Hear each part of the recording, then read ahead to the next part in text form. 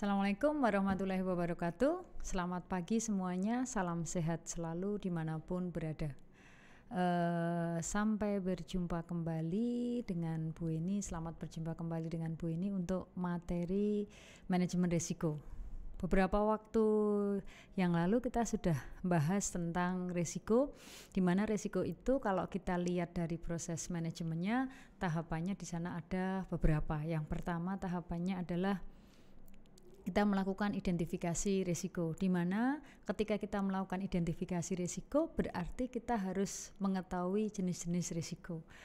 Dari kita sudah mengetahui berbagai macam jenis risiko, tahap berikutnya di sana kita harus melakukan yang dikatakan sebagai pengukuran risiko. Karena risiko itu harus diukur untuk mengetahui seberapa jauh, seberapa besar tingkat kerugian yang akan dihadapi. Nah, dari sanalah kemudian kita setelah mengukur, yang kita lakukan tahap berikutnya adalah melakukan pengendalian. Nah, di mana pengendalian itu bisa kita lakukan secara tindakan atau yang dikatakan risk controlling ataupun dengan pembiayaan atau yang sering disebut dengan risk financing. Nah, di risk financing kemarin kita sudah ngurainya di sana bahwa risk financing itu bisa kita lakukan dengan dua hal. Yang pertama kita mengajak kerjasama dengan pihak ketiga, di mana pihak ketiga itu adalah asuransi, ataupun kita tidak mengajak kerjasama dengan pihak ketiga, tapi masalah berkaitan dengan risiko semuanya kita tanggung sendiri, yang dikatakan kita melakukan retensi. Nah, pada sesi ini kita kemarin sudah mengawali membahas tentang bagaimana kita mengajak kerjasama dengan pihak ketiga atau perusahaan asuransi. Nah, saat ini kita akan melanjutkan tentang asuransi itu sendiri. Kita harus mengingat dulu apa itu asuransi. Jadi, asuransi itu adalah sebuah kesepakatan, perjanjian. Siapa yang melakukan perjanjian di sana? Yang melakukan perjanjian di sana itu ada pihak pertama, di mana pihak pertama itu adalah penanggung. Penanggungnya di sana adalah perusahaan asuransi. Kemudian pihak yang kedua di sana adalah pihak tertanggung, yaitu nasabah.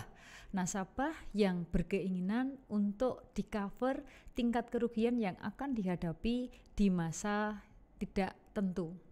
Kemudian di sana juga ketika kita bicara asuransi ada yang namanya evenement.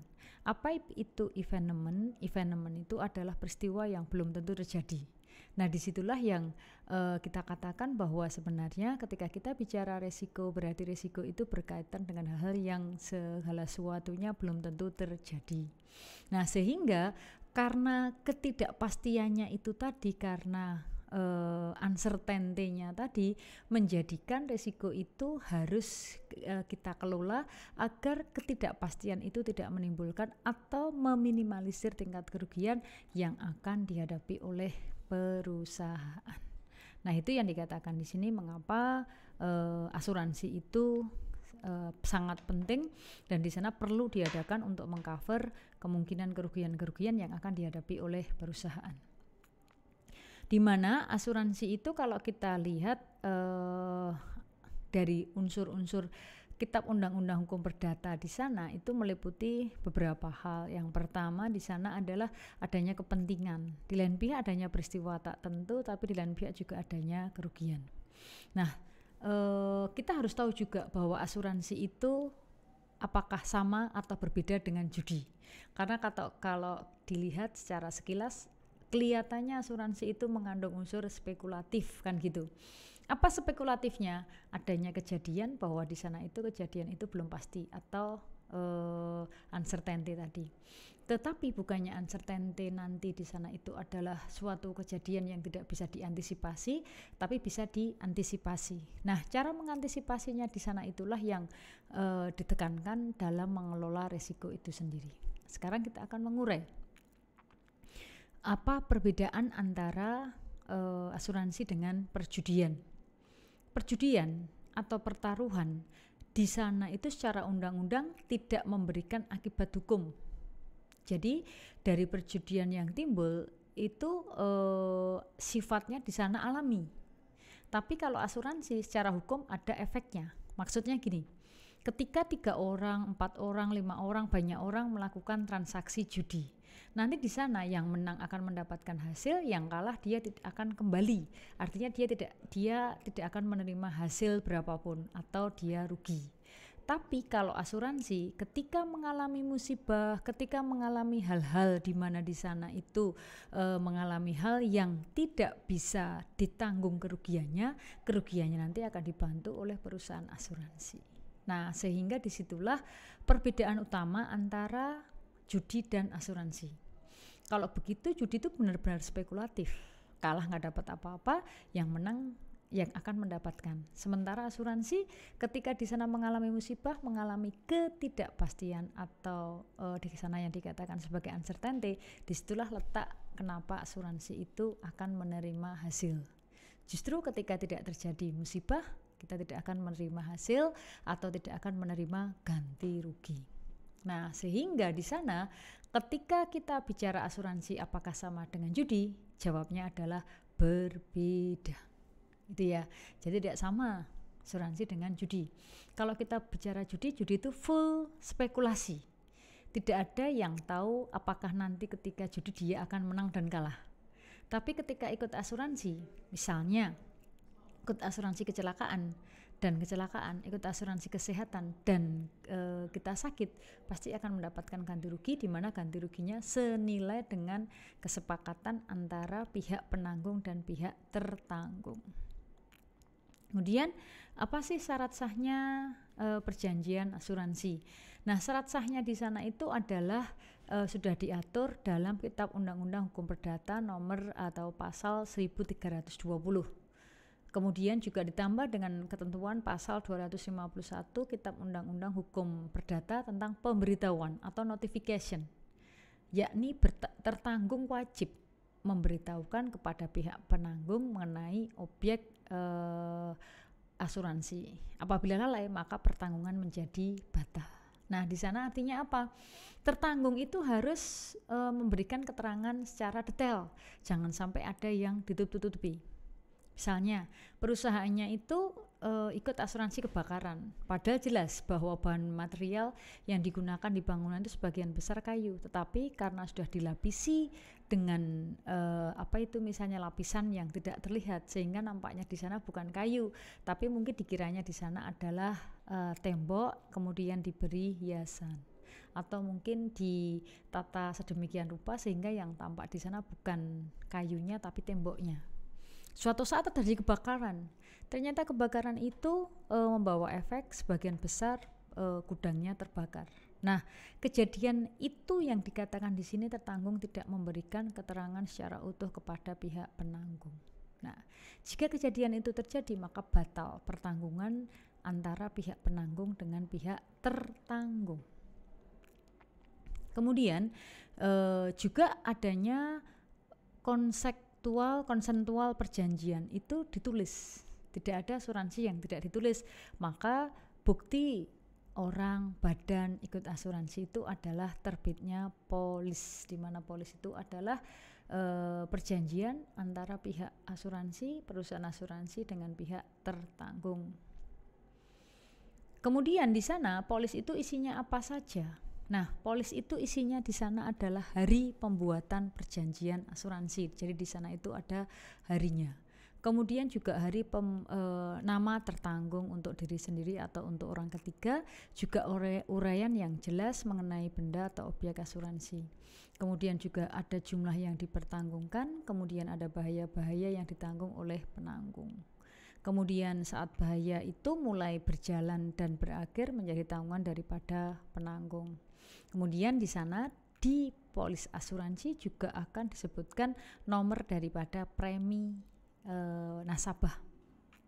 Kemudian keadaan semuanya itu harus diketahui oleh penanggung, apapun keadaan dari si tertanggung. Jangan sampai di sana ada hal-hal yang tidak diketahui oleh si penanggung. Bahkan ketika tertanggung ikut polis yang lain, di sana juga harus disampaikan ke pihak penanggung.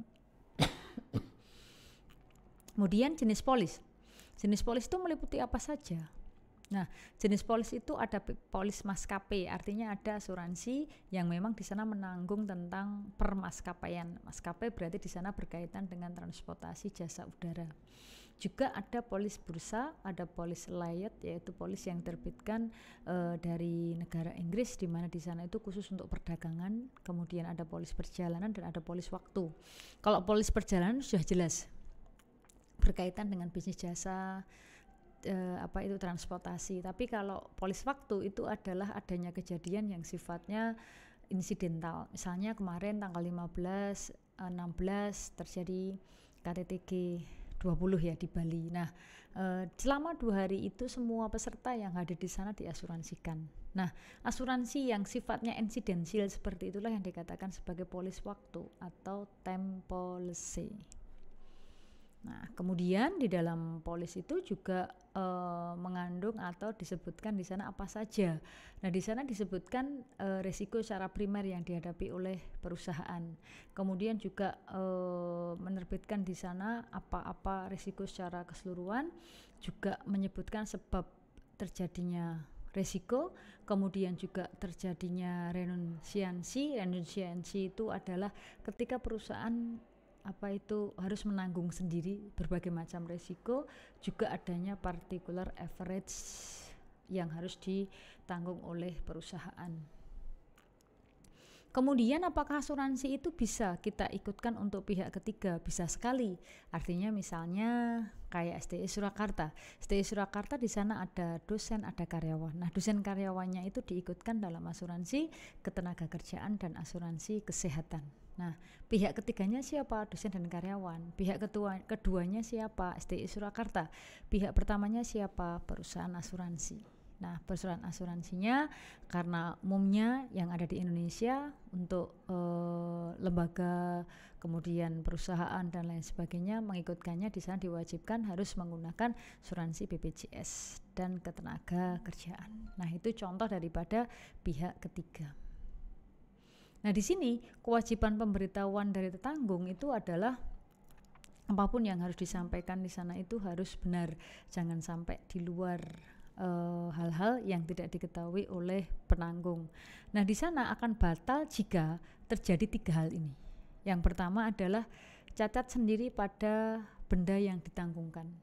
Kemudian kesalahan tertanggung sendiri, dan yang ketiga adalah eksonerasi karena pemberatan risiko.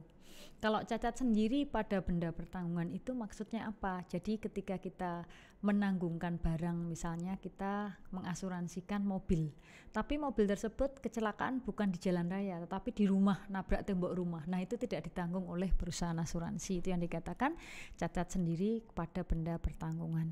Kemudian yang kedua, kesalahan tertanggung sendiri. Nah, kesalahan tertanggung sendiri di sini adalah ikut asuransinya kesehatan. Jadi asuransi bisa diklaimkan jika sakit, tapi ternyata tertanggung bukan sakit, tetapi di sana adalah bunuh diri. Nah, itu tidak bisa diasuransikan kematiannya.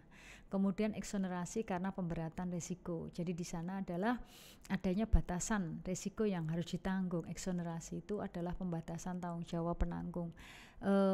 Apa itu? Yaitu karena adanya risiko terjadinya kejadian alam, misalnya tsunami. Nah, itu tidak bisa diklaimkan. Orangnya meninggal karena kena musibah tsunami. Karena apa?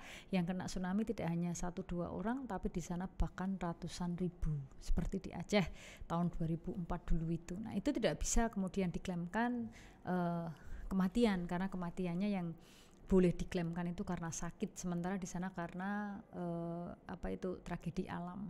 Nah, itu.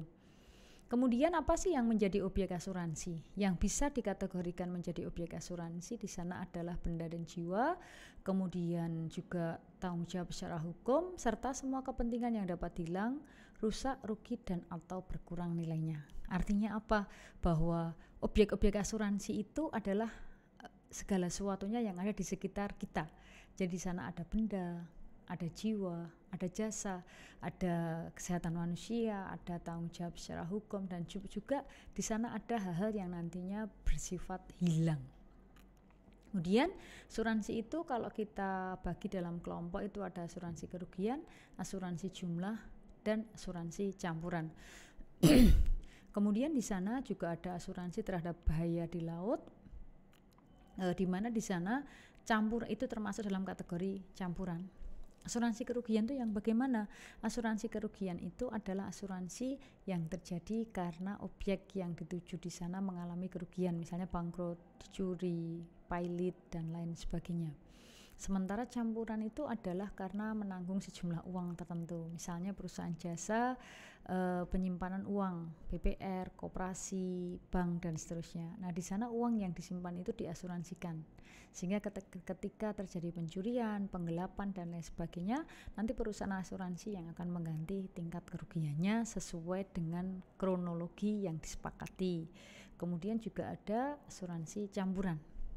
Apa itu asuransi campuran? Asuransi campuran adalah asuransi di dalamnya berisi juga kerugian dan juga berisi tentang jumlah nominal yang akan diasuransikan. Nah, itu adalah seputaran cara kerja asuransi. Nanti akan kita lanjutkan lagi. Terima kasih. Assalamualaikum warahmatullahi wabarakatuh.